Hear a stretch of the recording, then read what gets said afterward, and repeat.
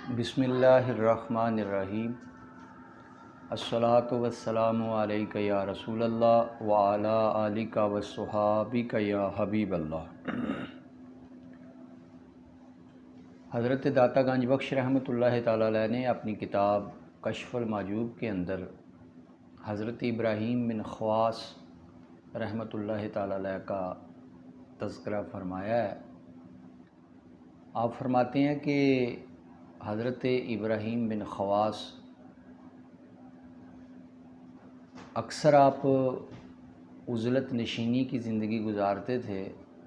عزلت نشینی یعنی لوگوں سے الگ تھلگ ہو جانا، کسی جنگل میں بیٹھ جانا، کسی غار میں بیٹھ جانا اور وہاں بیٹھ کر اللہ تعالیٰ کا ذکر کرنا اور اللہ تعالیٰ سے اپنا تعلق جو ہے وہ مضبوط بنانا اور مخلوق رب سے اپنا تعلق توڑ دینا، اس کو عزلت نشینی کہتے ہیں۔ تو وہ اکثر جنگل میں رہتے تھے۔ کہتے ہیں ایک دن میں جنگل میں تھا، ایک شخص میرے پاس آیا اور اس نے آ کے کہا کہ ابراہیم خواص، میں آپ کے ساتھ کچھ وقت گزارنا چاہتا ہوں۔ کہتے ہیں میں نے جب اس پر غور سے نظر ڈالی تو میرے دل میں ایک نفرت سی پیدا ہوئی، مجھے اس سے کفر کی بو آئی۔ تو میں نے اس سے پوچھا کہ تم کون ہو؟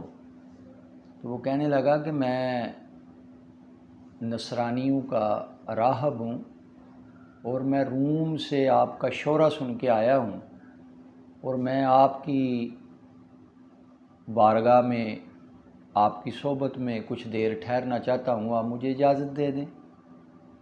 حضرت ابراہیم بن خواص آپ کہتے ہیں کہ میں نے اس سے کہا کہ میرے پاس کھانے پینے کے لیے کچھ بھی نہیں ہے اور تو میرے ساتھ زیادہ دیر نہیں رہ سکتا۔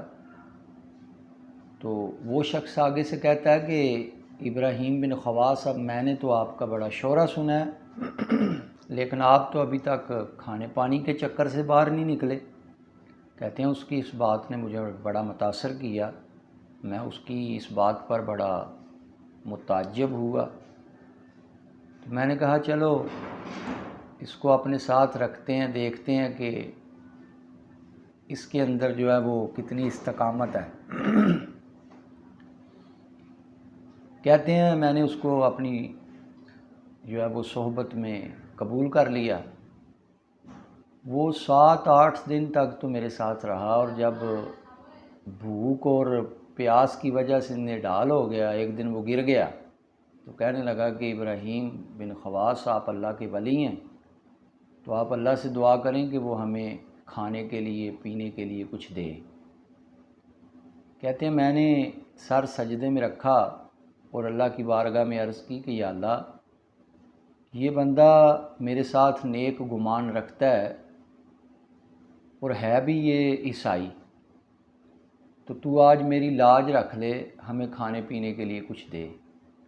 کہتے ہیں جب میں نے سر سجدے سے اٹھایا تو میں نے دیکھا کہ آسمان سے ایک تھال اترا ہے، اس میں 2 گلاس پانی کی اور 2 روٹیاں ہیں۔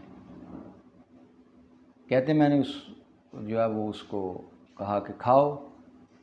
اس نے کھانا کھایا، پانی پیا اور پھر ہم جو ہے وہ سفر پہ نکلے۔ کہتے ہیں جب 7-8 دن پھر گزر گئے، اب میں نے دیکھا کہ پھر اس کی وہی حالت ہو رہی ہے۔ تو کہتے ہیں کہ میں نے دل میں سوچا کہ اس دن تو اللہ نے میری لاج رکھ لی تھی، اس سے پہلے کہ یہ پھر جو ہے وہ روٹی اور پانی کا مطالبہ کرے، تو میں نے اس کو کہا کہ تو بھی بڑا عیسائیوں کا پوپ ہے، بڑا پادری ہے، تو نے بڑی ریاضت کی ہے، بڑی عبادت کی ہے، تو آج تو جو ہے وہ اللہ کی بارگاہ میں عرض کر تاکہ تیرا بھی پتہ چلے کہ تیرا اللہ کے ہاں کیا مقام ہے۔ کہتے ہیں اس شخص نے بھی سر سجدے میں رکھا اور جب اس نے سر سجدے سے اٹھایا تو آسمان سے ایک تھال اترا، اس میں 4 روٹیاں اور 4 گلاس پانی کے تھے، اور پھر مجھے کہنے لگا کہ قل یا شیخ،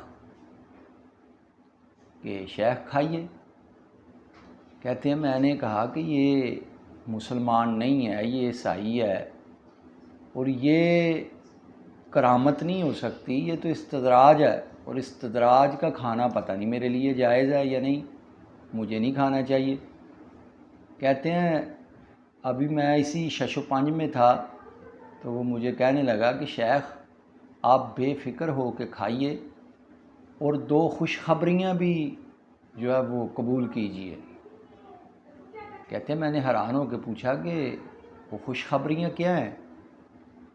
تو وہ کہنے لگا کہ میں نے پہلے تو مجھے کلمہ پڑھائیے، اور پہلی جو ہے خوشخبری یہ ہے کہ مجھے کلمہ پڑھائیے، اور دوسری خوشخبری یہ ہے کہ آپ اللہ کے ولی ہیں۔ کہنے لگا کہ میں نے سر سجدے میں رکھ کر 2 باتیں اللہ کی بارگاہ میں عرض کی۔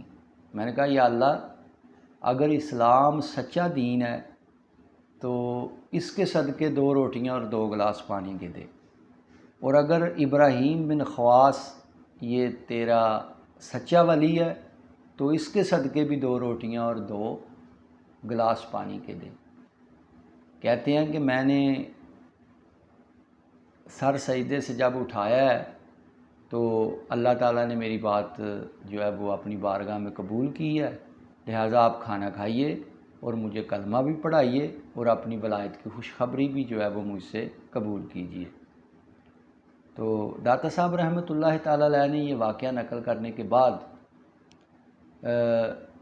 یہ نتیجہ نکالا ہے کہ خرق عادت جو چیز ہوتی ہے، جو خلاف عادت جس کو کہتے ہیں، وہ ولایت کے لیے معیار نہیں ہے، کیونکہ یہ خرق عادات جو ہیں یہ بعض اوقات کفار سے بھی جو ہے وہ سرزد ہوتی ہیں، ان کے ہاں بھی یہ نظر آتی ہیں، اور اس کو استدراج کہتے ہیں، نظر کا دھوکہ۔ تو ولایت کے لیے جو معیار ہے وہ تقوی ہے، اور ولایت اللہ تعالیٰ کا قرب ہے، اور تقوی کی نعمت جسے مل جاتی ہے اللہ تعالیٰ اسے اپنا ولی بنا لیتا ہے۔ اللہ تعالیٰ ہمیں صحیح معنوں میں تقوی کی دولت سے مالا مال فرمائے۔ وما علینا الا البلاغ۔